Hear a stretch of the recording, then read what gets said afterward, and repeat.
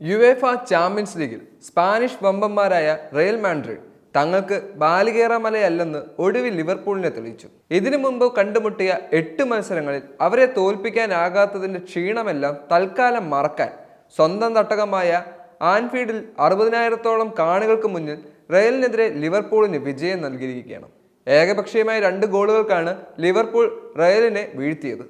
Goal രഹിതമായ ആദ്യ പകുതിക്ക് ശേഷം രണ്ടാം പകുതിയിലാണ് മത്സരത്തിന്റെ ഗതി നിർണയിച്ച 2 ഗോളുകളും പിറന്നത്. മാക് അലിസ്റ്റർ 52-ാം മിനിറ്റിലും പകരക്കാരനായി എത്തിയ കോഡി ഗാക്കോ 76-ാം മിനിറ്റിലും ലിവർപൂളിനായി ലക്ഷ്യം കണ്ടു. റയലിന്റെ സൂപ്പർ താരം കിലിയൻ എംബാപ്പയും ലിവർപൂളിന്റെ സൂപ്പർ താരം മുഹമ്മദ് സലായും പെനാൽറ്റി പാഴാക്കുന്ന അപൂർവ ദൃശ്യവും മത്സരത്തിൽ കാണുകയുണ്ടായി. മാക് അലിസ്റ്റാസിന്റെ ആദ്യ ഗോളിന് പിന്നാലെയാണ് ഇരു താരങ്ങളും പെനാൽറ്റി പാഴാക്കിയത്. ഇതോടെ പുതിയ ഫോർമാറ്റിൽ നടത്തുന്ന യുവേഫ ചാമ്പ്യൻസ് ലീഗിൽ 5 മത്സരങ്ങളിൽ 3 തോറ്റെന്ന നാണക്കേട് കൂടിയായി റയലിന്. 5 കളികളിൽ നിന്നും 6 പോയിന്റുമായി 24-ാം സ്ഥാനത്താണ് റയൽ. മാത്രമല്ല ടൂർണമെന്റിൽ സാധ്യതകൾ നിലനിർത്താൻ പ്ലേ ഓഫ് സ്ഥാനത്തിനായി പോരാടേണ്ട അവസ്ഥയുമായി. മറുവശത്ത് കളിച്ച എല്ലാ മത്സരങ്ങളും ജയിച്ചാലാണ് ലിവർപൂളിന്റെ കുതിപ്പ്.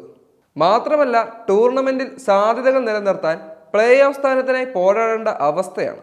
മറുവശത്ത് കളിച്ച എല്ലാ മത്സരങ്ങളും ജയിച്ചാണ് ലിവർപൂളിന്റെ കുതിപ്പ്. 15 പോയിന്റുമായി 1-ാം സ്ഥാനത്താണവർ.